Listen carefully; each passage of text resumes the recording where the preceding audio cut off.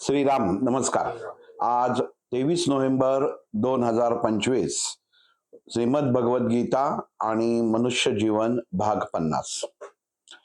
वास्तविक मागच्या रविवारी जो भाग रेकॉर्ड झाला होता तो 50वा भाग होता. पण रेकॉर्ड झाल्यानंतर असं लक्षात आलं की व्हिडिओ फक्त रेकॉर्ड झाला आणि ऑडिओ काही झाला नाही.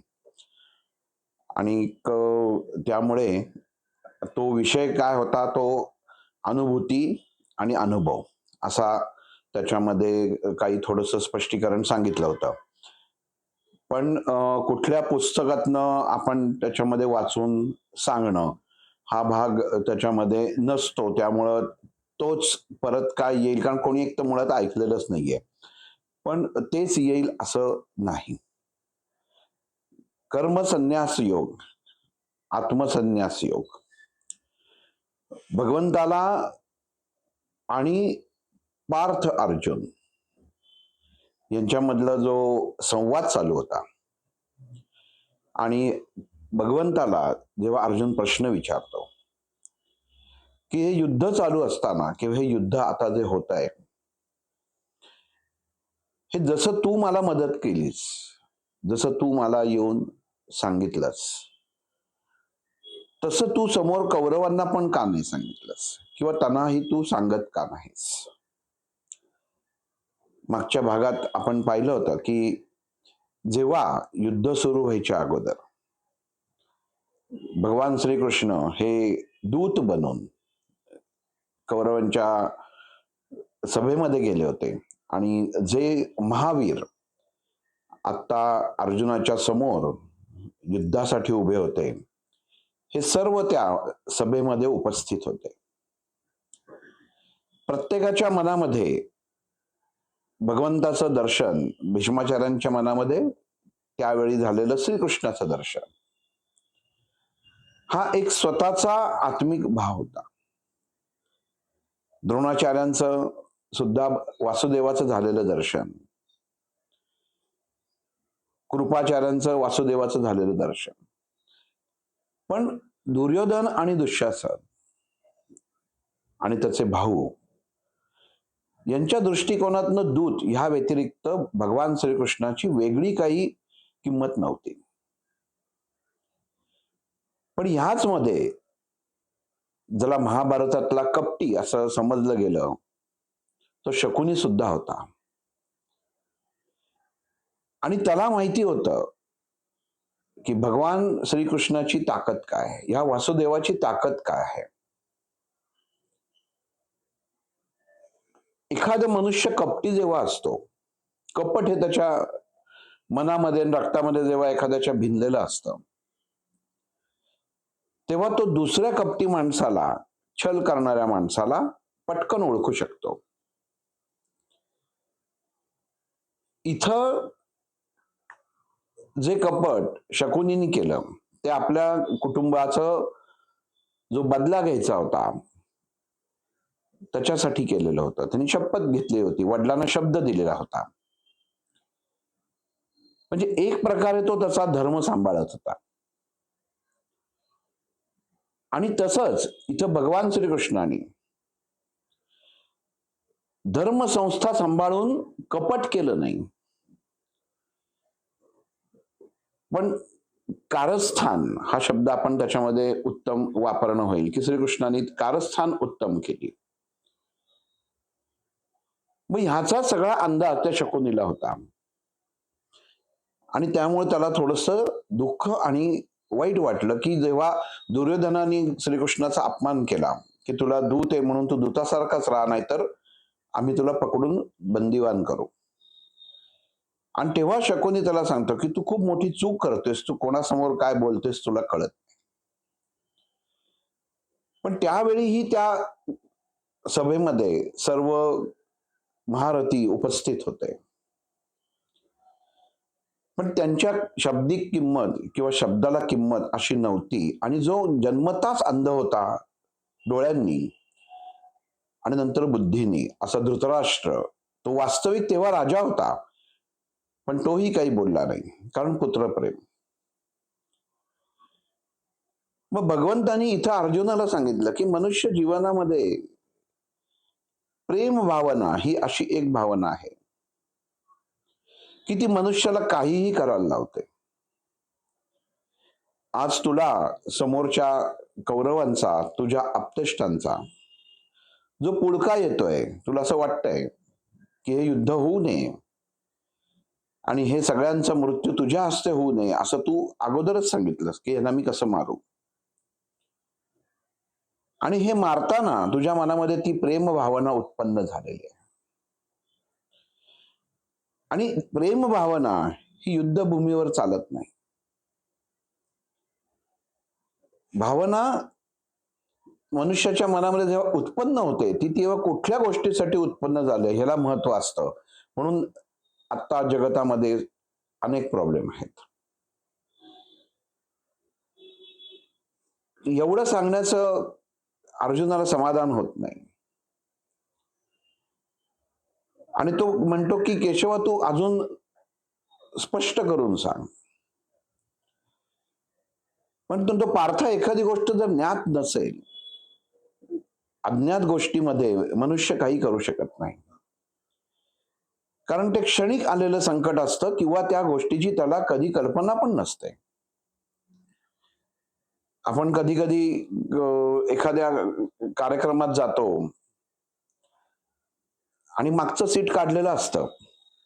आपल्याला माहिती असतं की आपलं सीट मागं आहे.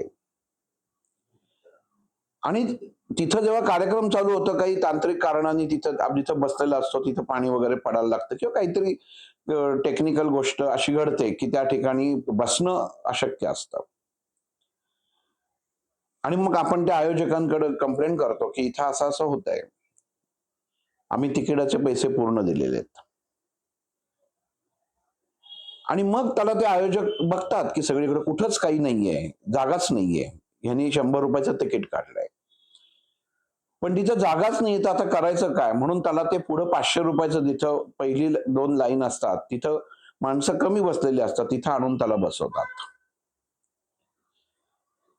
म्हणजे दुःखाचं क्षणामध्ये सुखात रूपांतर होतं, पण ते अनपेक्षित होतं. मग भगवंत इथं अर्जुनाला सांगतात की मनुष्य हा अनपेक्षित गोष्टींना सामोरं जाण्यासाठी सिद्ध असला पाहिजे. तुझ्या समोर उभं असलेलं युद्ध हे तू एवढ्यासाठी करू शकत नाहीयेस, कारण तू तुझ्या भीष्माचार्य ह्या आजोबांमध्ये भावनिकरित्या गुंतलेला आहेस, तुझ्या गुरूंमध्ये भावनिकरित्या गुंतलेला आहेस. आणि हे सगळे योद्धे हे तुलाही मारायला टपलेले आहेत. जर भीष्माचार्यांना तेवढा मान असेल, त्यांना सद्विवेक बुद्धी जी तुला आहे ती त्यांनाही आहे, विवेक तुला आहे तो त्यांनाही आहे, पण केवळ स्वतःच्या हट्टापायी आणि स्वतः घेतलेली शपथ याला महत्व देण्यासाठी धर्माच्या विरुद्ध किंवा धर्माला अनुसरून ते काम करत नाहीयेत. म्हणजे फक्त मी शपथ घेतली आहे म्हणून ते आज कौरवांच्या बाजूने उभे आहेत. आपल्या वडिलांना दिलेला शब्द, मी ह्या राज्याचं रक्षण करीन, पण नियती असं सांगते की एखादी गोष्ट जर चुकीची घडत असेल आणि त्याला तुम्ही अनुमोदन करत असाल, तर तुमच्या मनामध्ये आणि तुमच्या विचारांमध्ये जी तत्व असतात त्या तत्वांच्या विरुद्ध तुम्ही काम करता. आणि ती तत्व जर तुम्हाला धर्म पूर्ण करण्यासाठी जर पुढे नेत नसतील,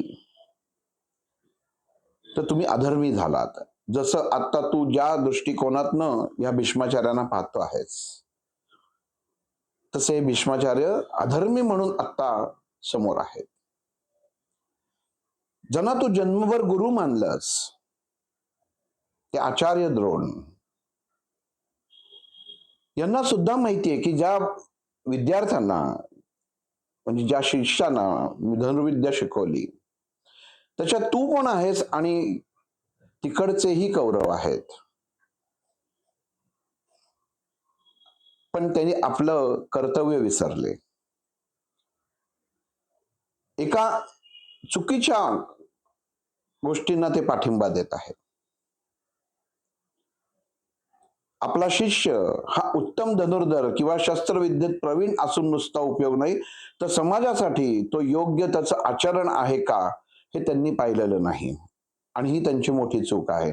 कारण जर मार्गदर्शकच जर डोळे झाकून बसला, मूग गिळून बसला, तर येणारे शिष्यगण, तयार होणारे विद्यार्थी यांच्या समोर जो निरोप जाईल किंवा जो संदेश जाईल हा चुकीचा जाईल. आणि ज्या द्रोणाचार्यांना त्यांच्याबद्दल तुला वाईट वाटतंय, त्याच कौरवांबद्दल किंवा त्या कौरवांच्या बाजूला आज कर्ण उभा आहे.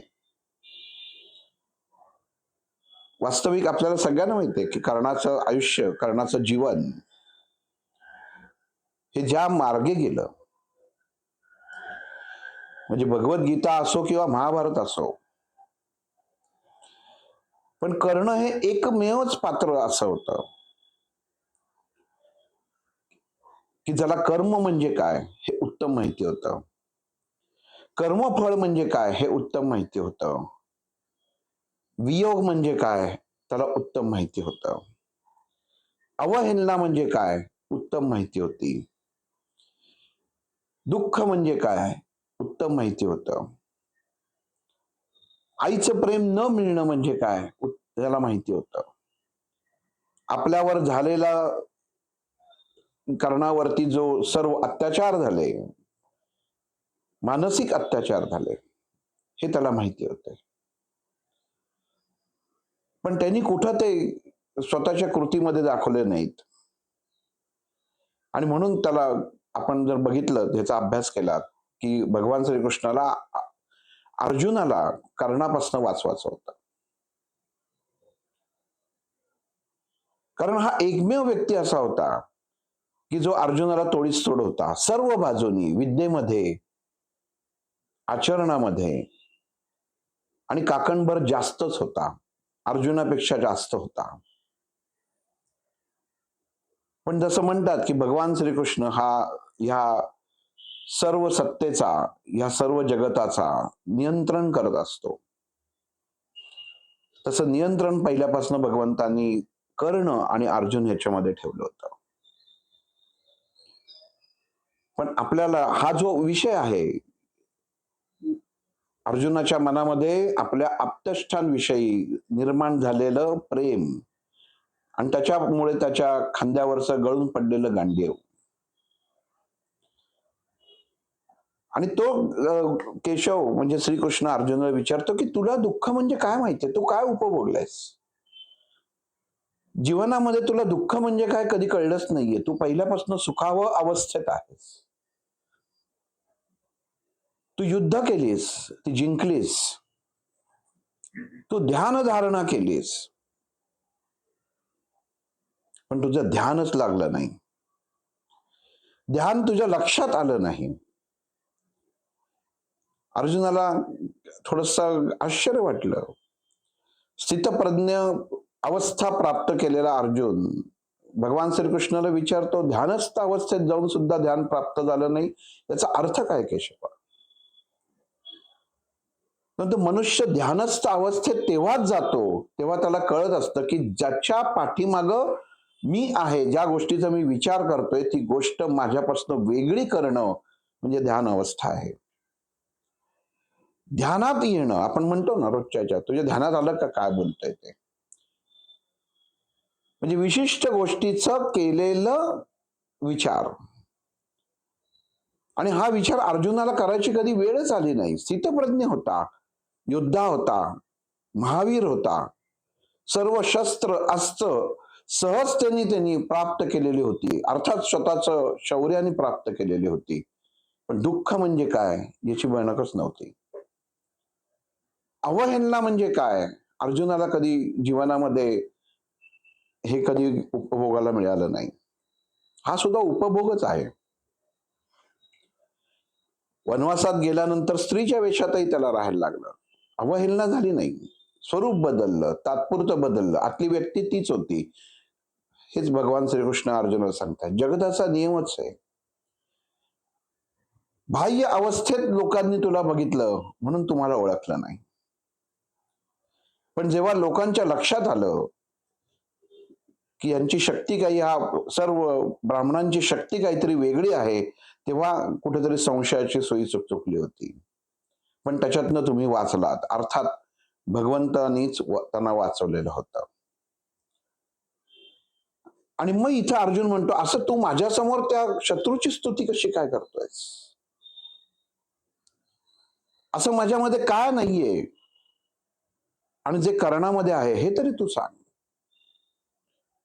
माझ्या मानसिक अवस्थेचं जे अवस्था कमकुवत झालीये, ह्याला जर तू म्हणत असशील की मी क्षत्रिय नाही, मी त्या योग्यतेचा योद्धा नाही आणि माझे विचार चुकीचे आहेत, तर तू नुसतं सांगू नकोस, मला नीट समजावून सांग की तो कसा श्रेष्ठ. अर्जुनाच्या मनामध्ये त्या क्षणी क्षणभर अहम उत्पन्न झाला. हा माझाच अर्थी आहे, हा माझ्या बरोबर आहे, पण गुण हे कर्णाचा गातोय. आणि मनुष्याचं असंच असतं जीवनामध्ये, बरोबर तिथंच त्याचं दृष्टी जात नाही ज्याच्यापासून धोका असतो. कारण त्याला असं वाटत असतं ती गोष्ट मी लीलया स्वीकारेन. आज प्रॉब्लेम का आहेत सगळ्यांना, आपण म्हणतो की व्यावसायिक प्रॉब्लेम आहेत, घरात अडचणी आहेत, सर्व आहेत. तर का आहेत? कारण मनुष्य हा स्वतःला कधीही मी थोडासा कमी आहे हे स्वीकारतच नाही. मी जे सांगतोय, मी जी विचारधारा आहे तीच योग्य आहे, याच अनुषंगाने मनुष्य चालत असतो. म्हणून त्याला जीवनामध्ये अडचणीला सामना करायला लागतो. आज इथं हीच अवस्था अर्जुन आणि श्रीकृष्णाच्या समोरासमोर संवादामध्ये झालेली आहे. अर्जुनाला दुःख वाटलं. असं त्यांनी काय केलं जे मी केलं नाही? इथं अर्जुन श्रीकृष्णाला विचारतोय, तो त्याचा दोष आहे. तो ज्या घराण्यामध्ये जन्माला आला, तो सूत घराण्यामध्ये, तो माझा दोष नाहीये, तो त्याचा दोष आहे. मला पहिल्यापासून सर्वोत्तम सर्व गोष्टी मिळत गेल्या, कारण मी त्याचा हकदार होतो आणि त्याला मिळाला नाही. त्याला दिलेलं राज्य होतं. आमच्याकडं राज्य हे होतच, हस्तिनापूर हे होतच. त्यांनी काय वेगळं केलं? माझ्या पत्नीची विटंबना केली, अनुमोदन दिलं, आणि तू त्याला चांगला कसा काय म्हणतोयस? म्हणजे आता तू माझ्या प्रश्नांची उत्तर देऊ शकणार आहेस की नाही? अर्जुनाच्या मनामध्ये प्रश्न उत्पन्न व्हायला लागले. भगवान श्रीकृष्ण म्हणतोय, बघ, एक विचार फक्त तुझ्या मनामध्ये मी केला की तुझ्यापेक्षा तो श्रेष्ठ आहे.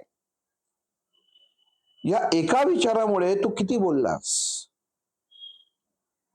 जे सर्व तू तुझ्या मनामध्ये दबून ठेवलेलं होतंस, हे तू मुखावर आणलंस. पण त्याच्या जीवनामध्ये जे घडलंय ते त्यांनी कधी मुखावरती आणलं नाही. हा तुझ्यात आणि कर्णामध्ये असलेला फरक आहे. भगवंत इथं फक्त आपण जसं म्हणतो की भगवद्गीतेमध्ये ज्ञान देण्यासाठी आलेलं नव्हतं. तुलना पण ज्याच्याशी करायची, शत्रूची सुद्धा तुलना करणं म्हणजे बलाढ्यपणा आणि त्याचा चांगले गुण हे स्वीकारले पाहिजेत. आणि अर्जुनाला या धर्म अवस्थेमध्ये काय नक्की चाललं आहे, कारण हा श्रीकृष्णाला मिळालेली शेवटची संधी होती की काय आहे ते. तर त्यामुळे ह्या अनुषंगाने तो अर्जुनाशी बोलत होता. आता एकच गोष्ट श्रीकृष्णाच्या समोर होती की कर्णाचं जीवन त्याला सांगणं गरजेचं होतं. ज्या पद्धतीने कर्णाचं जीवन होतं, अर्जुनाला माहित नव्हतं की हा आपला भाऊ आहे. त्याला एवढं नक्की खात्री होती की हा माझा शत्रू आहे. दोघंही एकमेकांचे कट्टर शत्रू होते. पण एक प्रकारची भीती किंवा एक प्रकारचा आपलेपणा कर्णाच्या मनात होता, अर्जुनाच्या मनामध्ये नव्हता. कधी मी ह्याला मारतोय अशी अवस्था अर्जुनाची झाली होती. आणि भगवान इथे अर्जुनाला सांगतायत की अर्जुना, मनुष्य जीवनाची हीच गोष्ट अशी आहे की एखादी गोष्ट प्राप्त करण्यासाठी मी ती कधी प्राप्त करतो याच्यासाठी माणसाची तळमळ होत असते, पण ती गोष्ट प्राप्त करताना ती मी योग्य तऱ्हेने करतोय की नाही ह्याचा मनुष्य विचार करत नाही. आज तुझ्याशी ते लढताना माझे तात कसे लढतात हे तू पाहिलेलं आहेस, अनुभवलेलं नाहीयेस. आचार्य द्रोण कसा बाण सोडतात ही जी त्यांची विद्याची कलेची तुला सर्व जाणीव आहे, पण कधी तुला गुरु बरोबर युद्ध करायची संधी आली नाही. दुर्योधनाबरोबर, दुःशासनाबरोबर तुझे कितीही तात्विक वैचारिक वाद झाले, पण ते शत्रू अवस्थेत असताना सुद्धा तुम्ही जाऊन एक भावाचं नातं तुम्ही जपलं होतं आणि तुम्ही दुर्योधनाला शत्रूपासून सोडवून आणलेलं होतं, हे तू विसरला नाहीस. पण तेव्हा तुझ्या मनामध्ये तुमच्या अहंभाव उत्पन्न झाला आणि आज तीच माणसं तुझ्या समोर युद्धासाठी तयार आहेत, तर तुला करुणा येते. भावाचं कर्तव्य तुम्ही तेव्हाच केली, पण तरीही त्यांनी परमेश्वराने दिलेली संधी त्यांनी धुडकारली आणि स्वतःचा अहम हा वरती आला आणि तुम्हाला बाहेर काढलं. याचा अर्थ असा झाला की तुमच्याबद्दल त्यांच्या प्रती काहीही प्रेम नाही. जो प्रेम भाव तुला आणि त्याला दोघांनाही पाहिजे, तो जो उत्पन्नच नाही, तर त्याच्याबद्दल तू भाष्यच कसं करतोस? जे दुःख तू भोगलंच नाहीस, त्या दुःखाबद्दल तू अश्रू कसे काय ढाळतोस? आणि ज्यांनी हे अश्रू ढाळायला पाहिजेत, ज्यांनी जसं जीवन अख्खं समर्पित केलं, तो मात्र निधड्या छातीने उभा आहे आणि वाट बघत आहे की कधी मला युद्धभूमीमध्ये यायला मिळतंय आणि मला माझा पराक्रम दाखवायला मिळतोय. आणि हीच खरं गंमत. अर्जुन अस्वस्थ होतो. क्षणोक्षणी श्रीकृष्ण न कळत कर्णाचं वर्णन करत असतो आणि प्रत्येक गोष्टीमध्ये अर्जुनाला सांगत असतो की तो कर्ण बघ कसा आहे आणि तू बघ कसा आहेस. या पाठीमाग कृष्णाच्या दोन कारस्थानं असतात. एक पहिली गोष्ट की अर्जुनाच्या मनामध्ये जी चाललेली वैचारिकता जी असते की ज्याने तो आता डळमळून गेलेला असतो, ती अवस्था परत क्रोधाने का होईना, क्षणभर क्रोधाने का होईना जागृत अवस्थेत यावी आणि परत तो एक वीर म्हणून, एक क्षत्रिय म्हणून उभा राहावा, ही पहिली मानसिक अवस्था आहे. आणि हे करण्यासाठी त्याला कोणाचा तरी समोर आपण असतो ना की एखाद्याला चिथवणी करत असतो की तो त्याला काही वाटत नाही, पण कोणाविरुद्ध लढायचं आहे किंवा तुझा संघर्ष कोणाशी आहे, जेव्हा रोजच्या जीवनामध्ये बघत असतो की संघर्ष कोणाचा आहे, आपण निवडणुकीत बघतो कोणाविरुद्ध कोण लढत आहे. आपल्याला जर नाव माहिती नसतं तर आपण तेवढं लक्षही देत नाही, पण कोणाच्या विरुद्ध. आज एकाने गाडी घेतली की दुसरा म्हणतो ही कशाला गाडी घेतली, याच्यापेक्षा चांगली गाडी. मग घेताना त्याच्या मनामध्ये विचार येतो, यांनी घेतली त्याच्यापेक्षा मी चांगली घेतो. आणि भगवंतांनी सांगितलं ही गोष्टी परमेश्वर आणि हे नियती ही प्रत्येक मनुष्याला विचारधारेमध्ये देत असते, पण त्याचं ते चुकतं. कर्णाची गोष्ट, कर्ण का एवढा महत्वाचा, युद्धभूमीमध्ये का आहे? ज्या दुर्वास ऋषींची सेवा करताना आपल्याला कळलं पाहिजे, अर्जुन आणि कर्ण, श्रीकृष्ण जेव्हा एखाद्याची स्तुती करतोय ती का करतोय? सांगतोय श्रीकृष्ण की सगळे जे तुझे आहेत ते सगळे एका बाजूला आहे आणि हा त्यातला एक असून हा एक वेगळा आहे, ह्याची तू बरोबरी त्यांच्याशी करू नकोस. एक वेळ तू ह्याची बाजू घेतलीस जो तुझा कट्टर शत्रू आहे, तर मी म्हणेन की तू खरंच स्थितप्रज्ञ आहेस, तुला कळलं. पण तू ध्यानस्थ असून ध्यानाची अवस्था प्राप्त करून तुझ्या ध्यानात येत नाही, हे सगळ्यात मोठं दुर्दैव आहे. ध्यान म्हणजे डोळा बंद करून बसणं ही अवस्था नाही, तर ध्यान म्हणजे ती गोष्ट लक्षात येणं की जी गोष्ट मी करू शकतो किंवा मी केल्यानंतर त्याचा लाभ होईल का दुष्परिणाम होईल, हे मनुष्य ज्या गोष्टीचा विचार करतो ते म्हणजे ध्यान. ती ध्यान आणि त्याचं असतं स्थिरता, ध्यानाची स्थिरता. आपण त्याच्यामध्ये विचार केला की काय, अर्जुनाने प्रश्न तर विचारलाय की त्याच्यात एवढं काय, मग कर्ण काय होता? आपल्याही मनामध्ये हा प्रश्न उत्पन्न झाला पाहिजे की एवढे कौरव असून कृष्ण त्याचंच वर्णन का करतायत? आणि त्याच्यापासूनच ह्या अर्जुनाला वाचवायचा प्रयत्न करताय. थोडक्यात ते पाहू. म्हणजे श्रीकृष्ण अर्जुनाला का सांगत होता आणि कर्णाची बाजू का घेत होता, आणि ती एवढ्यासाठी घेत होता की याची आत्मिक अवस्था बदलणं गरजेचं होतं. अर्जुनाची विचारधारा बदलणं गरजेचं होतं. आपण युद्ध करताना कोणाला मारलं म्हणजे अशी गोष्ट असते काहीतरी, की एखाद्या किरकोळ माणसाला जर मारलं तर महत्वाचं नसतं. शिवाजी महाराजांनी एखाद्या सेवकाला मारलं तर महत्वाचं नाही, पण अफजल खानाला मारलं हे इतिहास आहे, म्हणजे हे महत्वाचं आहे. म्हणून अफजल खानाचं शौर्य नव्हतं का, तो होतं. बुद्धी होती, मुत्सद्देगिरी होती, पण त्याचा वध हा महाराजांनी केला होता. मग तसं ह्या युद्धभूमीवरती अर्जुनाचं ज्याच्या समोर उभा होता, कारण कसं असतं की जेव्हा तोडीस तोड समोरासमोर येतात तेव्हा गोष्टी अवघड होतात. मनुष्य जीवनाचं असंच आहे. तोडीस तोड जेव्हा अवस्था किंवा आपल्या रोजच्या जीवनामध्ये गोष्टी घडत असतात तेव्हा मनुष्याला ते गोष्ट कळत नाही, तो अतिशय ती हलक्यात घेतो आणि मग त्याला नंतर कळतं की नाही, माझं इथं चुकलं, हा निर्णय घेताना माझा चुकला, म्हणून माझी आज ही अवस्था आहे. म्हणून एवढा श्रीकृष्ण याची बाजू का घेत होता, हा एवढा निडर कसा, सगळ्यांना तिथं पांडवांशी युद्ध करून स्वतःचं अस्तित्व सिद्ध करायचं होतं, ते राज्य मिळवायचं होतं. पण कर्णाला फक्त आणि फक्त आपलं ध्येय, आपल्या धनुष्य बाणावरती असलेला विश्वास हा एवढाच सिद्ध करायचा होता. कर्णाच्या मनात असं नव्हतं की अर्जुन मेलाच पाहिजे, की अर्जुनापेक्षा मी धनुर्धर जास्त आहे, नाही. मीपणा कर्णाच्या मनात आलाच नाही, नाही तर तो दानशूर झाला नसता. मग इथे भगवंतानी एवढं का वर्णन केलं, असे काय गुण होते त्याच्यामध्ये, कर्णामध्ये?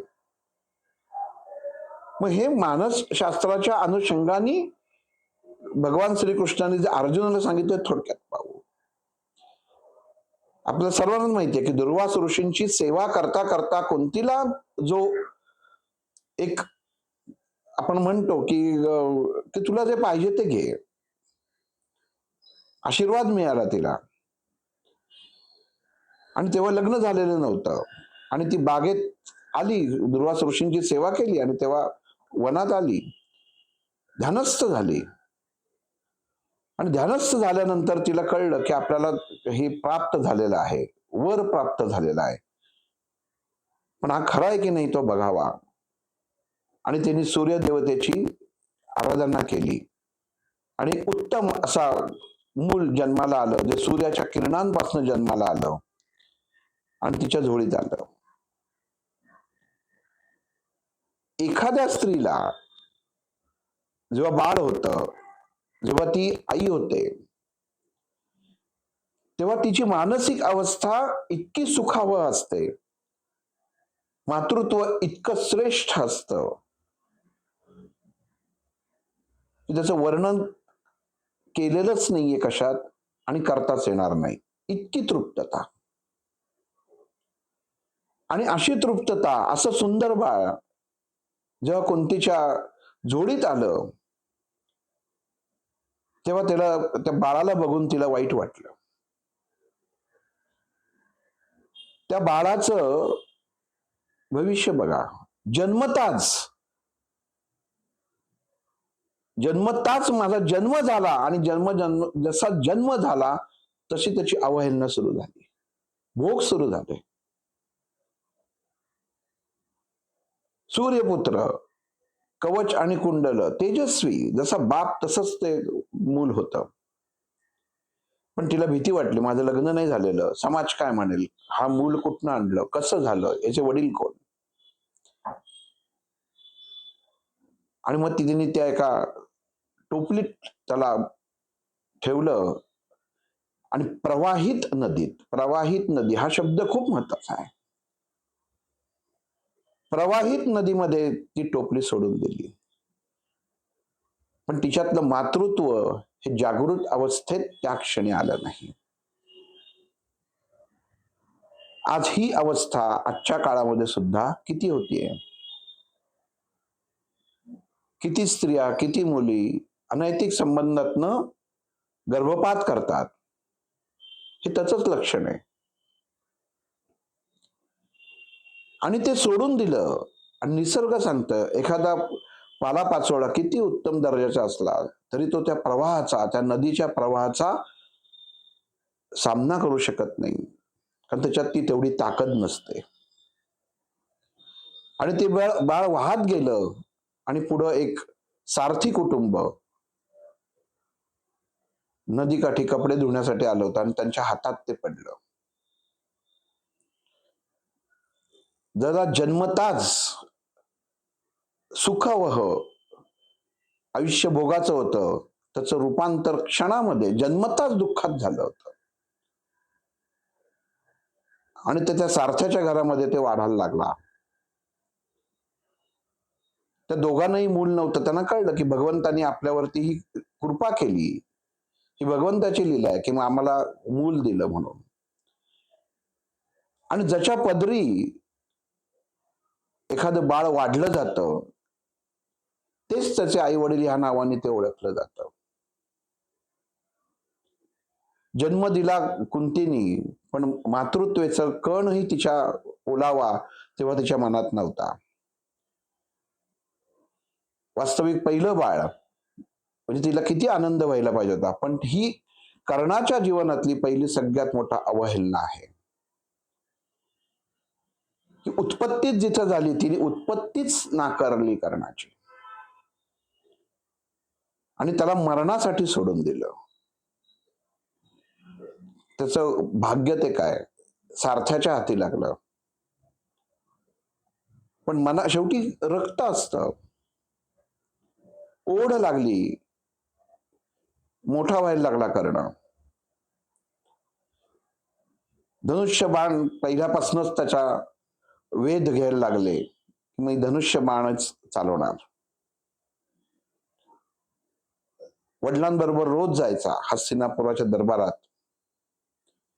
आणि त्यांनी पाहिलं की एक गुरु काही मुलांना, शिष्यांना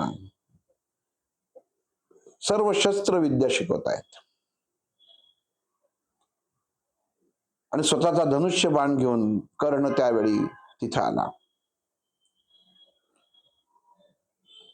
आचार्य द्रोणना भेटला की मला पण धनुर्विद्या शिकवा, मलाही शिकायचं आहे. आणि आचार्य द्रोण यांनी त्याच्या नजरेत हेरलं की हा नक्कीच मोठा धनुर्धर होणार. त्यांनी सांगितलं ठीक आहे. म्हणलं कुठल्या राज्याचा तू राजपुत्र आहेस? त्यांनी सांगितलं मी राजपुत्र वगैरे काही नाही, मी साधा आहे. आणि माझे आई वडील हे सूत आहेत, मी सूत पुत्र आहे. हे कळल्याबरोबर द्रोणाचार्यांनी त्याला सांगितलं की मी तुला प्रशिक्षण देऊ शकत नाही. इथं द्रोणाचार्यांचा अहंकार मध्ये आला. गुरु कधी अहंकारित नसावा.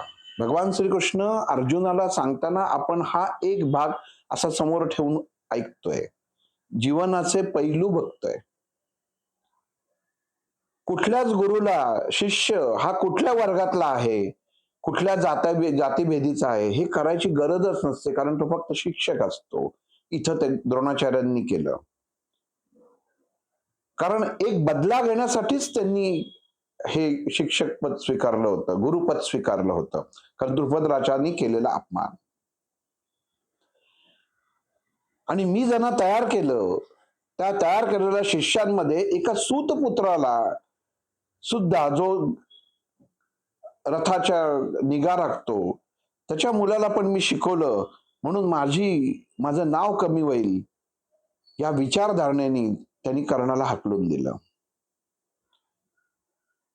की मी तुला शिक्षण देऊ शकत नाही, तू राजपुत्र नाहीस. कर्णाला वाईट वाटलं, कारण माझा कोण आहे, याचं अस्तित्व माझं काय आहे, माझा जन्म काय आहे,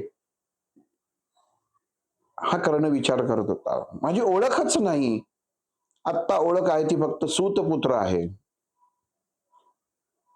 ह्याच्या व्यतिरिक्त मी काय बोलू? कर्ण परत आला, पण डगमगला नाही.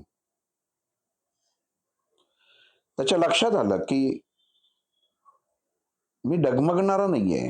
मला माझं ध्येय जे आहे फक्त धनुर्धर होणं हे ध्येय आहे. दुःख माझ्या बरोबर आहे आणि मी ते सहन करणार, आणि दुःखाला जर मी महत्व दिलं तर मी उत्तम योद्धा होऊ शकत नाही, हे कर्णाने स्वतःच्या मनाला बजावलं. जे भगवान श्रीकृष्ण अर्जुनाला सांगायच्या तयारीत होते की सर्वोत्तम योद्धा, सर्वोत्तम क्षत्रिय, सर्वोत्तम धनुर्धारी हा फक्त आणि फक्त त्याच्या विद्येचा आणि कलेचा विचार करणारा हवा. दुःख या गोष्टीला त्याच्या मनामध्ये जागा नसावी. पण इथं श्रीकृष्णाने दोघांचं कंपॅरिझन केलं होतं. आणि मग इकडं कर्ण गुरुच्या शोधात बाहेर पडला. आई वडिलांचा निरोप घेतला, गुरुच्या शोधात बाहेर पडला आणि अशा जागी येऊन पोचला की जगतातले सर्वश्रेष्ठ गुरु परशुरामांपाशी तो आला. आणि परशुरामांना त्यांनी सांगितलं की गुरुवर्य, तुम्ही मला धनुर्विद्या शिकवा. परशुरामांनी विचारलं, तू कोण आहेस? तुझी ओळख काय? त्यांनी सांगितलं, मी फक्त साधा आहे. मी साधा मनुष्य आहे, म्हणून मला कोणी स्वीकारत नाही. परशुराम म्हणले, काळजी करू नकोस, मी तुला शिकवतो. अनंत अडचणीतनं, अनंत कष्टाने परशुरामांसारख्या गुरुच्या म्हणजे जे क्रोधाचा सर्वोत्तम बिंदू, ज्ञानाचा सर्वोत्तम बिंदू, गुरु ह्या पदाचा सर्वोत्तम बिंदू, असे हे परशुराम यांच्या बरोबर कर्णाचं शिक्षण चालू झालं. इथं भगवान श्रीकृष्ण अर्जुनाला सांगू इच्छितात, जीवनामध्ये स्वीकारलं, दुःख बाळगून बसलं नाही. ध्येय जो मनुष्य स्वीकारतो त्याच्या समोर सर्वोत्तम गोष्ट ही आपोआप येते. कर्णाच्या समोर आपोआप आले, कारण आपली नजर अशीच गोष्ट निवडते की ती सर्वश्रेष्ठ असेल, आणि कर्णाच्या बाबतीत तेच झालं. आला, प्रशिक्षण चालू झालं, सर्वोत्कृष्ट धनुर्धर झाला. आणि जसं म्हणतात की जेव्हा सर्वोत्कृष्ट होतं, ही जे मायाजाळ ह्या निसर्गाने नियतीने रचलेलं असतं, सर्वात मोठा प्रसंग त्या क्षणी कर्णाच्या जीवनामध्ये उभा राहिला. सर्व नीट चालत असताना, सर्व नीट चाललेलं असताना, पण नियती ही त्याला अपराध मानला नियतीने. आणि अशी घटना घडली की जेव्हा गुरु सेवा करत होता, ह्याच्या मांडीवरती परशुराम डोकं ठेवून झोपले होते, तेव्हा एक विंचू येऊन कर्णाच्या मांडीला चावला. प्रचंड प्रमाणामध्ये कर्णाला वेदना झाल्या. गुरुसाठी वेदना करणारा सर्वोत्तम शिष्य, कारण अतिशय विषारी असा तो विंचू होता. मी माझ्या गुरूंना उठवलं तर त्यांची झोपमोड होईल, पण मला काही झालं तरी चालेल, गुरुप्रती असलेलं समर्पित भाव कर्णाने तिथे दाखवून दिला. समर्पण असं हवं. अर्जुनाला सांगितलं, समर्पण भाव ह्याच्यापेक्षा तुझा आहे का? तू गुरुचं फक्त रिस्पेक्ट करतोय, त्यांचा म्हणजे रिस्पेक्ट करतोय म्हणजे तू त्यांना मान देतोयस. द्रोणाचार्यांसाठी तू काय केलंयस? अशी तुला अवस्था आली होती का तुझ्या जीवनामध्ये? ती नाही, ती कर्णाच्या जीवनात आली. आणि परत त्या विंचवाने डंख मारला, आणि तेव्हा मात्र रक्ताची चिंगाळी उठली तिथनं आणि ती व्हायला लागली. थोड्या वेळाने परशुरामांना जाग आली आणि त्यांनी बघितलं की हा घामाने थपथपलेला आहे आणि मांडी सबंध रक्ताने भरलेली आहे. त्या क्षणी ते कर्णाला म्हणाले, काय झालं, तू मला हाक नाही मारायचीस, एवढं सहन केलंस? आणि कर्ण त्यांना म्हणतोय की गुरुवर्य तुम्ही झोपला होतात, मला तुमचं शांतीचं झोपणं हे महत्वाचं होतं, मला होणाऱ्या वेदना या त्याच्या पुढे काहीच नव्हत्या. याला समर्पण भाव, गुरुप्रती असलेला समर्पित भाव काय याला म्हणतात. परशुरामाला आनंद झाला, कसा शिष्य मिळाला, स्वतःच्या जीवाची पर्वा न करता गुरुप्रती सर्व ओतप्रोत प्रेम व्यक्त करणारा. पण त्या क्षणी ते परशुराम होते, मनामध्ये दुसरा विचार उत्पन्न झाला, एक सर्वसाधारण व्यक्ती एवढं सहन कसं करू शकतो? आणि त्यांनी कर्णाला विचारलंय, कोण आहेस तू, तुझे आई वडील कोण आहेत? कर्णाने सांगितलं, मी तुम्हाला जेव्हा आलो तेव्हाच सांगितलं, मी साधा मनुष्य आहे. पण परशुरामांच्या नजरेतनं ते चुकलं नाही. त्याच्या ज्या वेदना, सहनशीलता ज्या पद्धतीने कर्णाने सहन केली होती ती गुरुच्या नजरेतनं सुटली नाही. त्यांनी सांगितलं, नाही तू क्षत्रिय आहेस, तू खोटं वागलास माझ्याशी. आता इथं वास्तविक गंमत बघा, कर्णाची काय चूक होती? गुरूंची झोपमोड होऊ नये, गुरूंना त्रास होऊ नये म्हणून त्यांनी सहन केलं. पण भगवंतानी सगळं रचलंच अशा गोष्टी होत्या. क्रोधिष्ठ झाले. महाअस्त्र ह्याचं शिक्षण तेव्हा परशुरामांनी कर्णाला दिलं होतं. जे महाअस्त्र यांनी कित्येक विजय त्यांनी नंतर प्राप्त केले होते.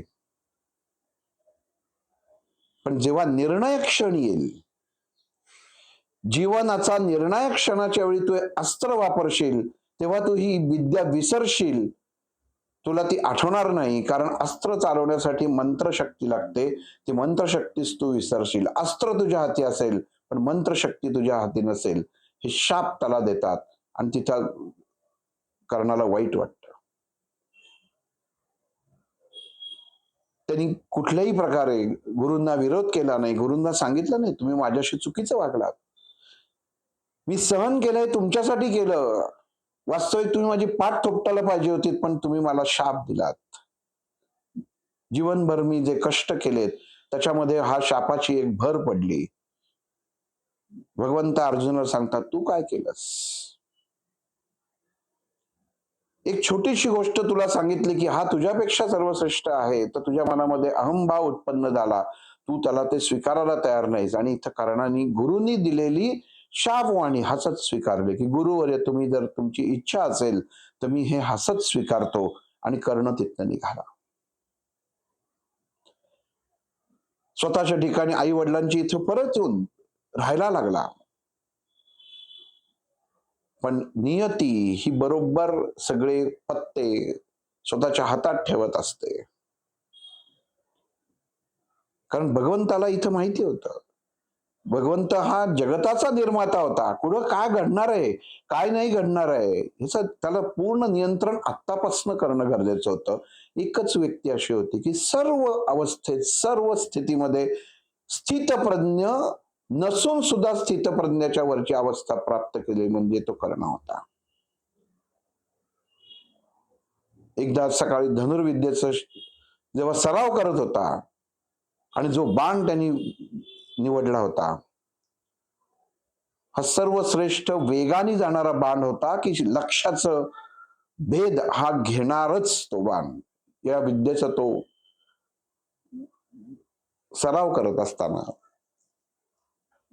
त्यांनी बाण सोडला, चपळ त्यांनी जाणारा बाण, पण त्याच चपळ त्यांनी एक गाय नेमकी बरोबर मध्ये आली आणि त्या गायीला तो बाण लागला आणि ती गाय त्या ठिकाणी कोसळली.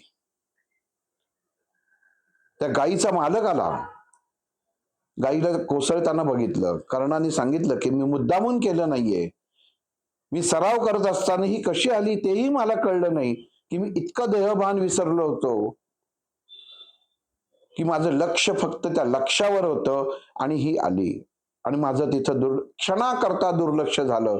आणि हा चुकून, म्हणजे हा एक प्रकारचा अपघात होता, कुठल्याही प्रकारे मुद्दामून कार्य केलेलं नव्हतं, तरीही त्या माणसाने, त्या गायीच्या मालकाने त्याला शाप दिला. जशी गाय कोसळली, जशी ती गर्भगळीत होऊन कोसळली, तसाच तू तुझ्या मृत्यूच्या क्षणी कोसळून पडशील. कर्णाला वाईट वाटलं. त्यांनी परमेश्वराकडे बघितलं आणि म्हटलं, माझा कशातच दोष नसताना मी का सगळ्या गोष्टीत अडकतोय? असं माझ्या जीवनात काय केलेलं आहे मी, की मला आजपर्यंत माझ्या जन्माचं रहस्य कळलं नाही आणि अशा उत्तम सर्वोत्कृष्ट गुरुकडनं शिक्षण घेऊन सुद्धा माझी ही अवस्था आहे. सर्व प्राप्त करून नाहीये. पण त्यांनी क्षणात मनाला सांगितलं, की तुझं ते एक विचार करणं कामच नाहीये. ध्येय काय तुझं हे महत्वाचं आहे. दुःखानं तू बाजूला ठेव. त्या दुःखांना तू ओळखत नाहीस आणि जेव्हा जर दुःखाला ओळखलंस तर तुझी पुढे गती नाही. हे भगवान श्रीकृष्णाने अर्जुनाला सांगितलं. की मनुष्य दुःखाला कवटाळून बसतो. जी दुःख माहीतच नाही, त्या दुःखाबद्दल दुःख व्यक्त करणं काय गरजेचं आहे? ज्या वेदनेची तुला जाणीवच नाही, त्या वेदनेबद्दल जर आत्ताच तुला त्रास व्हायला लागला तर कसं होऊन चालेल पार्था? मग ही जाणीव मनुष्याला तेव्हाच होऊ शकते जेव्हा तो त्या दुःखा कशामुळे घडतंय, कशामुळे त्याच्या आयुष्यात झालं, त्याची ओळख त्याला असते, तेव्हाच हे होतं. पण इथं करणं बघ, त्यातून बाजूला झाला, ध्येयवादी झाला. ठीक आहे, मी स्वीकारलं आणि पुढे आला. पण जेव्हा या गोष्टी घडत असतात तेव्हा नियती बरोबर आपली संधी साधत असते. दुर्योधनाची आणि त्याची भेट होते. मित्रप्रेम जागृत होतं. मित्रासाठी शब्द देतो. ज्यांनी वाचवलं, ज्यांनी मला उभं केलं, त्याच्या प्रती माझी निष्ठा हवी आणि त्याला मी जागीन हा शब्द त्यांनी मित्राला दिला आणि इथं सर्वात मोठी त्यांनी चूक केली. इथं भगवान श्रीकृष्ण अर्जुनाला सांगतात, अर्जुना, मनुष्याच्या जीवनामध्ये असे अनेक प्रसंग येतात. त्याला वाटतं की ज्यांनी आपल्याला मदत केली हा माझ्यासाठी परमेश्वराचा अवतार आहे आणि आपण त्याला न कळत शब्द देऊन जातो आणि त्याच्या बंधनात अडकतो. हा त्या मनुष्याचा सर्वात मोठं मूर्ख आहे. हे मूर्खाचं लक्षण भगवंताने अर्जुनाला सांगितलं आहे. त्याची ही चूक झाली. हा भावनात्मक झाला की मला कोणी विचारत नाहीये माझ्या जन्माची अवस्था. कारण हा एक प्रश्न त्याला रोज पडायचा आणि त्याला तो सतवायचा. माझी ओळख काय? माझं अस्तित्व कुठलं आहे? आणि तो त्या गोष्टीने दुःख व्हायचा. पण ज्यांनी मला आधार दिला, त्या मित्राला, दुर्योधनाला त्यांनी शब्द दिला की तुझ्यासाठी माझा पुढचं जीवन समर्पित करीन, तू सांगशील तसं वागेन, तुझ्यासाठी मी उभा राहीन. म्हणून कर्ण अडकला. मी इथं श्रीकृष्ण अर्जुन सांगतो की चुकीच्या ठिकाणी तुम्ही शब्द देऊ नका. चुकीच्या गोष्टींना अनुमोदन दिलं तर स्वतःचा नाश झाल्याशिवाय राहत नाही. पण कर्णाने तोही स्वीकारला. दानशूरपणा, आई जेव्हा आली, जेव्हा युद्ध जेव्हा होणार हे निश्चित झालं, तेव्हा श्रीकृष्णाने सांगितलं की आता आता तो रहस्य उलगडायची वेळ आलेली आहे. कुंती आली कर्णाकडं आणि तेव्हा सांगितलं की तू माझा मुलगा आहेस. क्षणभर एवढ्या वर्ष ज्या गोष्टी त्याला अस्वस्थ करत होत्या की माझी आई कोण, आई कोण, आणि जी स्त्री समोर येऊन सांगते की मी तुझी आई आणि ही ती ओळख, एखाद्या व्यक्तीला आनंद झाला असता आणि ते स्वीकारलं असतं. कर्णाने आईला स्वीकारलं आणि मनातनं झिडकारलं. पुत्र म्हणून मी काही करीन, पण शब्द दिलेला आहे तो मला मी पाळणारच. तुला मी शब्द देतो. आपण मागे एका निरूपणात सांगितलं, तिने सांगितलं माझे मनुष्य चूकच अशी करतो. जेव्हा त्याला काही सुचत नाही, जेव्हा तो भावनिक सर्वोत्तम अवस्था गाठतो, तेव्हा जो जे परमेश्वराकडे मागतो किंवा एखाद्याकडे मागतो त्याच्यात ती चूक करतो. तिने ती चुकीने करणारा सांगितलं माझी 5 मुलं जिवंत राहू देत. आणि त्याच्या आधी काही क्षण सांगितलेलं असतं की तू माझा मुलगा आहेस. आणि तो कर्ण आहे, विचाराने जाणणार आहे. जीवनाभरमध्ये एवढं सगळं त्यांनी उपभोगलं आहे आणि त्यांनी सांगितलं की हो, तुझी 5 मुलं जिवंत राहतील. आईला कळलंच नाही. आई असून आईला कळलं नाही कारण मातृत्व त्या मुलामध्ये उतरलेलं नव्हतं. कारण सुरुवातीला जन्म झाल्या मोकळं केलं होतं. पण त्या मुलाला विचारांनी, आठवणींनी आईशी तो जोडून होता. त्यांनी शब्द दिला, की तुझी 5 मुलं जिवंत राहतील. आईला आनंद झाला, की माझे 5ही पांडव जिवंत राहणार. परत आली. कर्णाचं हे वाक्य भगवान श्रीकृष्णाला कळलं आणि मग मागं सांगितलं होतं, की तो जेव्हा त्याला अपमान झाला आणि विदुराच्या घरी जेव्हा भेट झाली, तेव्हा कर्ण कृष्णाला सोडायला वेशीपर्यंत गेला, तेव्हा कृष्णानेही सांगितलं होतं, की सर्व गोष्ट तुला प्राप्त होतील. तूच सर्वश्रेष्ठ, तूच सर्वात ज्येष्ठ. ज्यांना तू शत्रू समजतोय ते तुझे नोकर बनून राहतील, सेवक बनून राहतील. तेव्हा कर्णाने सांगितलं, की मला हे आता मान्य नाही. अर्थ असा होतो, की जीवनामध्ये प्रत्येक गोष्ट जेव्हा तुम्हाला त्या वेळेला मिळाली नाही, तेव्हा ती जर प्राप्त झाली नाही, नंतर त्या गोष्टीचं त्याचं मूल्य राहत नाही, त्याची किंमत राहत नाही. एखाद्या मनुष्याला त्यावेळी ती किंमत किंवा ती गोष्ट त्याला तो दर्जा मिळणं गरजेचं असतं, पण नंतर स्वार्थासाठी हा दर्जा दिला जातोय हे जेव्हा कर्णाला कळलं, पण भगवंतांनी स्वतः मागितलेलं होतं. भगवंतांनी स्वतः सांगितलं, की तुला सगळं देईल. कृष्णाचा अपमान करायचा नव्हता. पण त्यांनी नाही सांगितलं. मी नाही करू शकत. दिलेला शब्द त्याच्यासाठी महत्वाचा होता. कृष्णाला कळून चुकलं, की हा कौरवांच्या बाजूनेच युद्ध लढणार. आपले सगळे प्रयत्न फसलेले आहेत. आता काही उपयोग नाहीये. कारण हा त्याच्या बाजूने योग्य तऱ्हेने होता. मी सर्व प्रकारे सांगितलं, पण नाही. त्यांनी ऐकलं नाही. आणि आज तो कर्ण समोर उभा होता. व मध्ये जेव्हा युद्ध झालं, अभिमन्यूला मारलं गेलं. असं म्हणतात, एक गंमत अशी आहे, की त्या अभिमन्यूला जेव्हा युद्धावर जायचं होतं, तेव्हा सगळ्यांना तो नमस्कार करून चालला होता. आणि सगळ्यांनी आशीर्वाद दिला, विजयी भव, विजयी भव. युधिष्ठिराने दिला, अर्जुनाने दिला, नकुल सहदेव भीमाने दिला, विजयी भव. आणि जेव्हा कृष्णाच्या पाया पडायला लागला, त्या कृष्णाने त्याला छातीशी लावलं आणि यशस्वी भव सांगितलं. आणि हे लक्षात आलं द्रौपदीच्या. आणि द्रौपदी येऊन त्याला सांगते, की सगळ्यांनी विजयी भव असा आशीर्वाद दिला, पण तू यशस्वी भव म्हणून आशीर्वाद दिलास. ह्याच्यामध्ये मला काहीतरी गडबड वाटते, असं का? आणि तेव्हा श्रीकृष्ण सांगतो, की आजचं जे युद्ध होईल, हे युद्ध तुझ्या मुलाच्या नावाने ओळखलं जाईल. महाभारतही तुझ्या मुलाच्या नावाने ओळखलं जाईल. म्हणून त्याला सांगितलं, तू यशस्वी व्हावं. द्रौपदीला तेव्हा कळलं नाही, पण जेव्हा नंतर कळलं, की अभिमन्यूंनी पराक्रम केला, पण तो देहाने पडला. तेव्हा तिला ते श्रीकृष्णाचं बोलणं लक्षात आलं. कारण जर तो पडला नसता, त्याच्यावरती जर सगळ्यांनी मिळून आघात केला नसता, तो खाली असताना त्याच्यावर प्रहार केला नसता, तर कदाचित युद्धाचा परिणाम वेगळा दिसला असता. भगवंतांनी अर्जुनाला लांब नेलं नसतं दुसऱ्या युद्धासाठी. त्या दिवशी युद्धाचा परिणाम वेगळा होता, नंतरही युद्धाचा परिणाम वेगळा होता, कारण कोणी चूकच केलेली नव्हती. आणि भगवंताला माहिती होतं, की हे चूक करणार.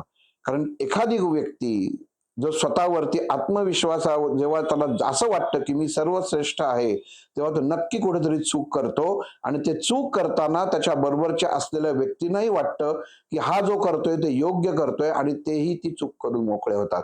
तसं सर्वांनी केलं. युद्धाचे नियम डावलून त्यांनी एक याला अभिमन्यूला मारलं होतं. खाली असताना, निहत्ता असताना मारलं होतं. कर्णानेही मारलं होतं. तेव्हाच त्यांनी महाअस्त्र पण चालवलं होतं. आज तीच वेळ कर्णावर जेव्हा ती इथं आली, तेव्हा कृष्णाने सांगितलं होतं, अर्जुना इथं मार आता. आता तो खाली आहे, तू मार. सर्व उत्तम चाललं असताना, युद्ध उत्तम चाललं असताना त्याला ज्या क्षणी यायला मिळालं, त्याला वाटतं आता माझा पराक्रम मला दाखवायची वेळ आली. पण ते महाअस्त्र ज्यांनी ते अर्जुनासाठी ठेवलेलं होतं, ते महाअस्त्र काही वापरताना त्याला तो श्लोक मंत्र आठवलाच नाही. ते कार्यान्वित झालं नाही. कृष्णाने सांगितलं. पहिला शाप त्यावेळी फलद्रूप झाला. संचित कर्म प्रारब्ध म्हणून उभं राहिलं. एवढी मोठी युद्धभूमी, पण जिथं कर्णाचा रथ होता तेवढीच जागा ढसायला लागली आणि रथ एका बाजूला कलंडला. एक रथाचं चाक रुतलं. कर्ण खाली उतरला आणि खाली उतरल्यावर त्याला दुसऱ्या शापाची आठवण झाली, जे गाईला मारलं होतं. तूही असाच कोसळशील, तेव्हाही असंच धरणीकंप होईल. आणि त्याने अर्जुनाकडे बघितलं, कृष्णाकडे बघितलं. कृष्णाच्या नजरेत नजर दिल्यानंतर त्याच्या लक्षात आलं की सर्व याचीच खेळी आहे, यांनीच हे सगळं घडवून आणलेलं आहे. पण त्यांनी कृष्णाकडे कुठलीही तक्रार केली नाही की तू असा हा कारस्थान रचले होतस आणि माझा वापर झाला आणि आज हे माझ्या जीवावर बेतलेलं आहे, तर ह्याचा तूच कारण आहेस. हे कर्णाने त्याच्या नजरेतनं कृष्णाला जाणवू पण दिलं नाही. इतका त्याची स्वतःवरची आढळता, कृष्णाप्रती असलेलं प्रेम ह्या पद्धतीने त्यांनी व्यक्त केलं. क्षणभर कृष्णालाही वाईट वाटलं की अरे काय आहे, कोणाच्या बाबतीत काय घडतंय. पण नियती ठरलेली होती. जसं कर्म तसं फळ. अर्जुनाला त्यांनी सांगितलं आत्ताच बाण मार. अर्जुनाने मारला. जशी गाय पडली तसा कर्ण खाली पडला. पण श्रीकृष्ण मानायला तयार नव्हता. त्याचा सारथी कर्णाला विचारतो की महाराज तुम्हाला काय पाहिजे का, मी काय तुमच्यासाठी करू का. मृत्यूच्या शय्येवर पडलेल्या व्यक्तीला, ज्यांनी जन्मभर दान दिलं, कोणाकडनंही काही घेतलं नाही, अशा व्यक्तीला मृत्यूच्या क्षणी सारथी विचारतोय की महाराज तुम्हाला काय पाहिजे का.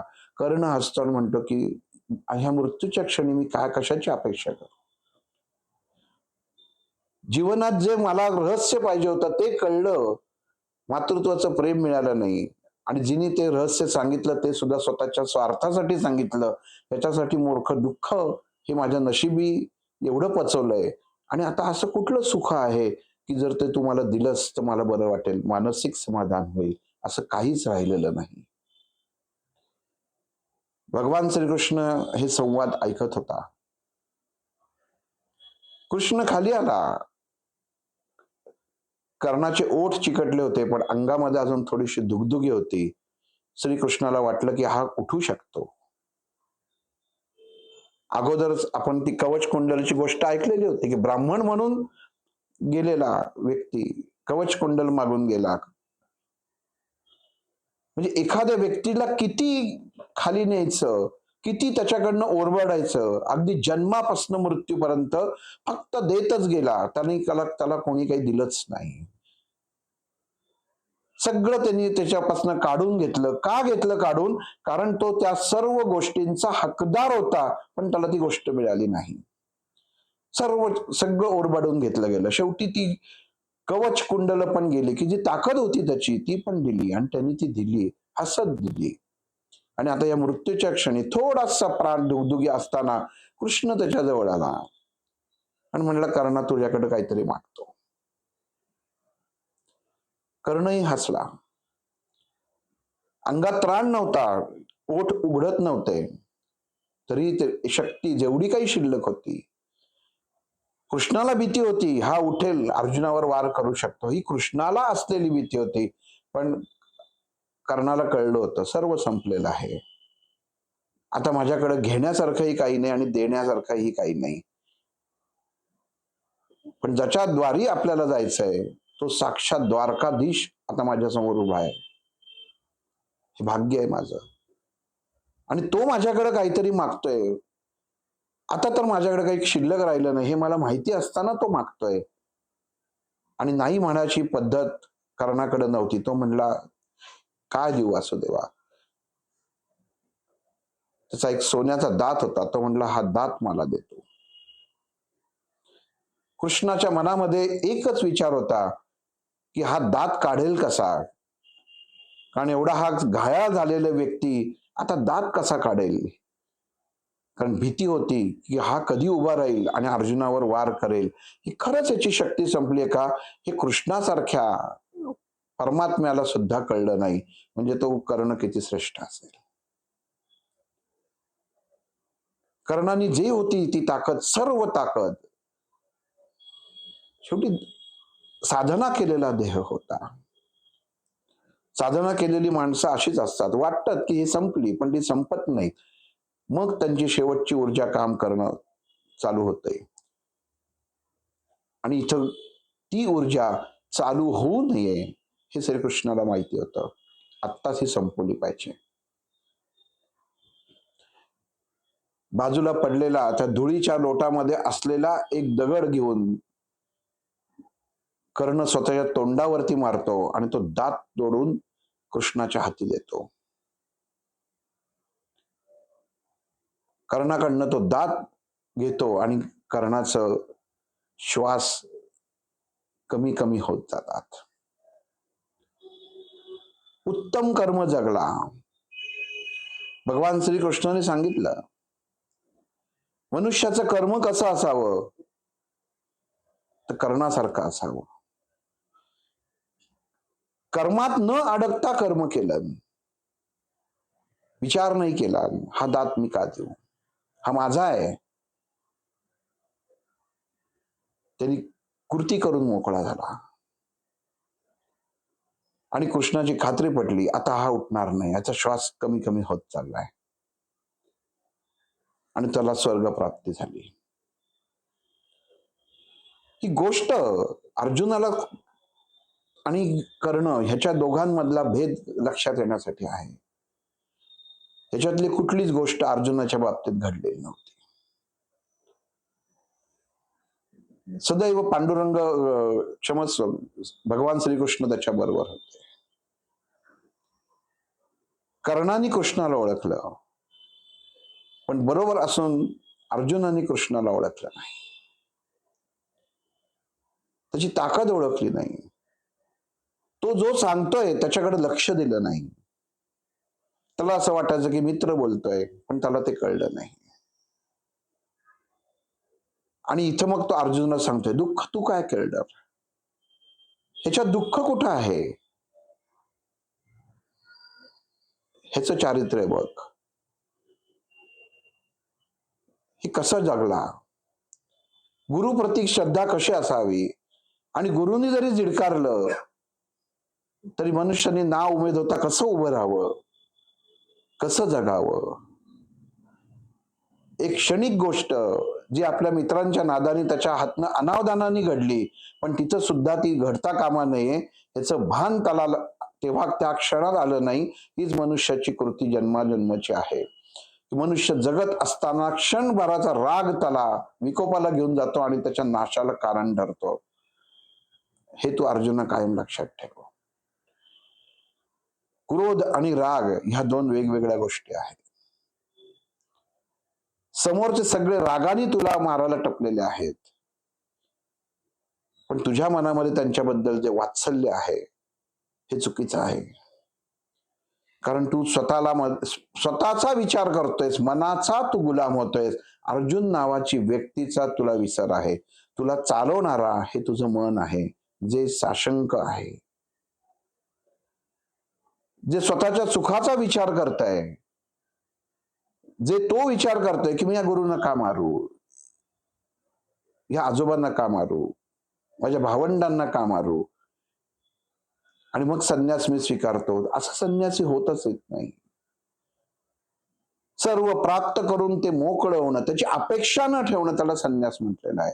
तू सर्वाची अपेक्षा ठेवून संन्यास प्राप्त करायचा प्रयत्न करतोयस. इथे अर्जुनाला लक्षात येतं की आपली चूक कुठं होतीये. जीवनामध्ये गुरुप्राप्ती जरी झाली तरी गुरुनी केलेली प्रत्येक कृती ही शिष्याला कशासाठी केली हे लक्षात येणं गरजेचं असतं.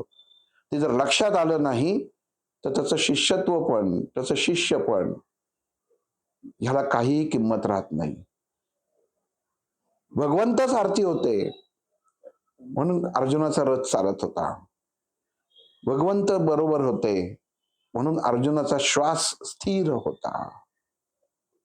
आणि भगवंतच बरोबर होते म्हणून अर्जुनाचे विचार अस्थिर होते, स्थिर नव्हते. कारण आपल्याजवळ ज्ञान असलं, आपल्याजवळ एखादं पुस्तक असेल की त्याच्यात सगळी प्रश्न असतात. बघा, मनुष्याच्या मनात काहीच प्रश्न नसतो. एखादा आपल्याला एक पुस्तक देतो की बघ, तुला एखादं काही असेल ना मनात प्रश्न, तर तू तो विचार आणि याचं पान उलगाड, तुला याचं उत्तर मिळेल. मनुष्याच्या मनात त्या क्षणी प्रश्न उत्पन्न होतात, तोवर त्याच्या मनामध्ये प्रश्न नसतात. मग हे पुस्तक म्हणजे भगवान श्रीकृष्ण होतं.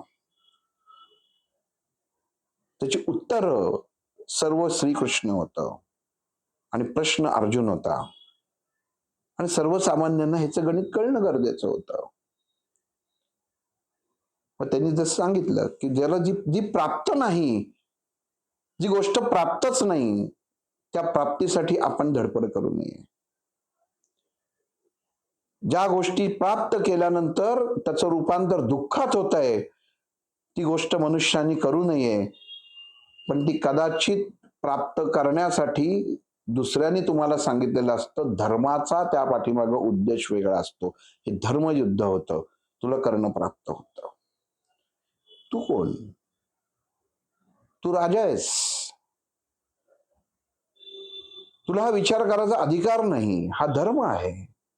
धर्म काय सांगतंय ते फक्त तू बघ. ज्यांच्याशी ओळख नाही म्हणून तू युद्ध करत नाहीयेस, तो अनुभव तू घे.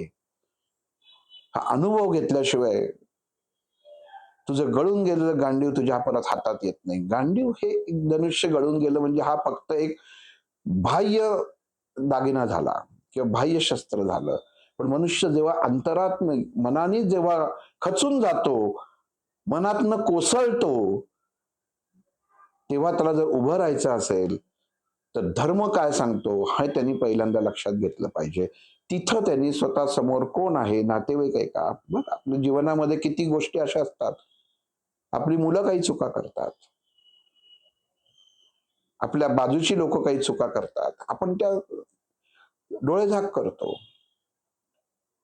आपल्या जीवनामध्ये अशा काही घटना येतात की आपण खचून जातो. अर्जुनाच्या खांद्यावरचं गांडीव धनुष्य गळून पडलं याचा अर्थ असा नाही होत. जे सर्वश्रेष्ठ होतं, की जे सर्वश्रेष्ठ न्याय देणार होतं, कारण त्याच शस्त्राने न्याय दिला ना, त्यांनी धर्म स्थापन केला. मग मनाचा धर्म किंवा मनाची ताकद वाढवण्यासाठी भगवंतांनी सांगितलं की अर्जुना, ध्यानाचा वापर कर. लक्षात येणं गरजेचं आहे. घडलेली गोष्ट ही का घडतीये हे लक्षात येणं गरजेचं आहे. कर्णाने त्या गोष्टींवर विचार केला नाही. त्यांनी समोर जी अवस्था आली ती त्यांनी हसत स्वीकारली. त्याचं कधी त्यांनी दुःख बाळगलंच नाही. आणि त्यांनी पहिल्यांदाच खून गाठ घालून घेतली की मी पहिल्याच दिवशी एवढ्या अथांग नदीमध्ये प्रवाह करत ज्या क्षणी जर मी वाचतोय, याचा अर्थ नियतीला माझ्याकडनं काहीतरी करून घ्यायचं आहे, हे त्यांनी त्या क्षणी मनामध्ये स्थित केलेली होती अवस्था. आणि हीच अवस्था तू स्थित केली नाहीस, कारण ते संस्कार ह्या समोरच्या द्रोणाचार्यांकडनं तुला प्राप्त झाले नाही. कारण का? आणि ते स्वतःच कुठल्या तरी अपेक्षेने या युद्धाला उभे राहिलेले आहेत. त्यांच्या मनामध्ये कौरवांपेक्षा माझं युद्ध आता जे मी करीन ते द्रुपद राजा विरुद्ध जेव्हा युद्ध होईल तेव्हा माझ्या मनाला समाधान लाभेल. म्हणजेच काय होईल की माझा फक्त बदला घेण्यासाठी ते युद्ध हे कौरवांच्या बाजूने लढत होते. स्वतःचा स्वार्थ त्याच्यामध्ये पाहत होते. मग जो गुरु स्वतःचा स्वार्थ पाहतो तो गुरु योग्यतेचा नसतो. तो सर्वसाधारण योद्धा असतो. ती मनाशी तू खूनगाठ बांध आणि त्यांच्याबद्दल तुझ्या मनामध्ये जे प्रेम उत्पन्न झालेलं आहे, हे प्रेम तू मनातनं काढून टाक. ते योद्धा म्हणून जर समोर असते तर गोष्ट वेगळी होती. ते स्वतःचा बदला घेण्यासाठी इथे आलेले आहेत. आणि जे धर्म स्थापन करण्यासाठी गुरूंनी पाठिंबा द्यायचा असतो, हे अधर्माला पाठिंबा द्यायला आलेले आहेत. कळत असून गुरु शब्दाचा अर्थ काय अर्जुना पार्था? तुमची हिंमत होती का? लहानपणी तुम्ही ह्याच गुरूंकडनं शिकलात, तेव्हा तुम्ही सर्व या त्यांच्या गोष्टी ऐकत होतात. मग आज दुर्योधन त्यांची गोष्ट का ऐकत नाही? कारण केलेले संस्कारांमध्ये कुठेतरी गडबड आहे. का गडबड आहे? कारण आपण ज्याच्या सभोवताली ज्या वातावरणात वावरतो, ज्या माणसांमध्ये वावरतो, मनुष्य त्याच पद्धतीने त्याचं पुढचं आयुष्य जगत असतो. आज तुम्ही पण जर त्या द्रोणाचार्यांच्या सानिध्यात आजही असतात, तर कदाचित तुमचं जीवन वेगळं असतं. पण त्यांनी कधी दुर्योधनाला सांगितलं नाही, फक्त तू चुकीचा वागतोयस एवढंच सांगितलं. पण स्वतःचा प्रतिशोध हा प्रत्येकाच्या ज्या कृती घडल्या, त्या प्रत्येक कृती माग फक्त प्रतिशोध द्रोणाचार्यांचा द्रुपदाच्या विरुद्ध हा कायम मुख्य लक्ष राहिला. तिथं गुरु म्हणून ते काम करत नव्हते. भीष्माचार्यांचंही तसंच झालं. फक्त मी घेतलेली प्रतिज्ञा हीच मला पूर्ण करायची, एवढ्या शब्दासाठी मी लढतोय, बाकी मला कशाचंही कर्तव्य नाही, तसं असतं. तर हे समोरचेही माझे नातू आहेत, त्यांना मी खांद्यावर खेळवलेलं आहे, हे त्यांच्या मनात आलं असतं. ही भावना त्यांच्या मनात उत्पन्न, तो नात्याचा ओलावा त्यांच्या मनात उत्पन्न होत नाही आणि तुझ्या मनात उत्पन्न होतं, याचा अर्थ असा की तू सर्व असून कशातच नाहीयेस. कारण ज्ञानाची प्राप्ती, ज्ञानाचा उपयोग आपल्या जीवनामध्ये कसा करायचा हे तुला अजून कळतच नाहीये. म्हणून असा तू अज्ञानासारखा व्हावू नकोस आणि अज्ञानासारखा राहू नकोस. अर्जुनाला लक्षात द्यायला लागतं की भगवान श्रीकृष्ण हा ज्ञानाचा भाग जो सांगतायत, दुःखाचा भाग सांगतायत की दुःख हे उत्पन्न केलं तरच असतं आणि जो दुःख आपण उपभोगलेलं असतं तेच मनुष्य त्याला जाणवू शकतो, त्याच्यामधनं काय वेदना होतील त्याला कळू शकतात. जो इथं भगवंताला प्रश्न करतो की केशवा, आम्ही सर्वसाधारण माणसं आहोत, तुझ्या एवढा ज्ञानी आम्ही नाहीत. पण मला असं वाटतंय आज तू मला जसं सांगितलंस तसं तू त्यांना सांगावं. अर्जुनाने हट्ट सोडला नाही. अर्जुनाला युद्ध नको होतं, त्याने सांगितलं तू एकदा प्रयत्न कर. आणि मग एखाद्या अविचारी व्यक्तीला, एखाद्या अधर्मी गोष्टीला जेव्हा धार्मिक मार्गावर चालणारी व्यक्ती समजवायला जाते, तेव्हा काय घडतं? आणि दुसरी गोष्ट, कर्णासारखा महारथी हा जो वास्तविक स्वतःचा धर्म त्यांनी सांभाळला, हा धर्मयुद्धच लढला तो. भलं पांडवांविरुद्ध लढला, पण धर्मयुद्ध लढला. एवढ्या वेळास भीम येऊन त्यांनी भीमाला मारलं नाही, सोडून दिलं. धर्मयुद्ध. माझं लक्ष एकच. मनुष्याचं लक्ष कायम बदलत असतं, म्हणून मनुष्य यशस्वी होत नाही. कर्णाचं लक्ष फक्त अर्जुन होतं आणि तेच त्यांनी फक्त शेवटपर्यंत डोक्यात ठेवलं होतं. बाकीचे आलेल्या सगळ्या भावंडांना त्यांनी पराभूत करून सोडलं, कारण ते त्याचं लक्षच नव्हतं. मनुष्याचं हेच होतं, जीवनामध्ये तो लक्षच ठेवत नाही. अनेक ठिकाणी चलबिचल करून मन अस्थिर होतं आणि या षडरिपूंमध्ये अडकतं. हे षडरिपूंवरती कर्णाने मात केलेली होती. म्हणून तो एवढा दानवीर का झाला, का सर्वश्रेष्ठ आहे, कर्णाला महत्व का आहे महाभारतामध्ये, ते एवढ्यासाठी आहे. कुठल्याही रिपूंमध्ये अडकला नाही. ज्यांनी मला उभं केलं हाच माझा धर्म आहे एवढंच तो म्हणत राहिला. त्याला कळत होतं युद्ध करताना मी चुकीच्या बाजूने लढतोय, पण त्याचं लक्ष एकच होतं, ते म्हणजे अर्जुनाचा वध. अर्जुनाला मारणं हा त्याचा वध होता, लक्ष होतं. आणि एकाच लक्ष्यासाठी श्रीकृष्णाने अर्जुनालाच त्याच्यापासून वाचवलं. भीमाने युद्ध केलं तेव्हा श्रीकृष्ण मध्ये पडला नाही. युधिष्ठिराने युद्ध केला तेव्हा मध्ये पडला नाही. नकुल सहदेवाने केलं तेव्हा श्रीकृष्ण मध्ये पडला नाही. पण अर्जुनाने युद्ध करताना जो सर्वश्रेष्ठ होता त्याला मात्र वाचवायला भगवान श्रीकृष्ण मध्ये उभा करण्यापासून, की ह्याला धोका आहे. पण बाकीचे अर्जुना एवढे योद्धे पण नव्हते, पण कृष्णाने त्यांच्यासाठी मध्यस्थी केली नाही, अर्जुनासाठी केली. मग भगवंतानी अर्जुनासाठी मध्यस्थी का केली आणि का गीतेला त्यांनी मध्ये अर्जुनाला उभं केलं? असं काय होतं अर्जुनामध्ये? जसं कर्णाचं बघितलं. अर्जुनाला राग आला कर्णाचं जेव्हा गुणगान गायलेलं. पण कृष्णाने अर्जुनाजवळ गुणगान का गायलं? सगळ्यांसमोर नाही गायलं. अर्जुनासमोर गुणगान काय लागलं? मग अर्जुनामध्ये काय गुण होते? की जेव्हा भगवंतानी अर्जुनाला सहाय्य केलं. ते पुढील भागात पाहू. श्रीराम.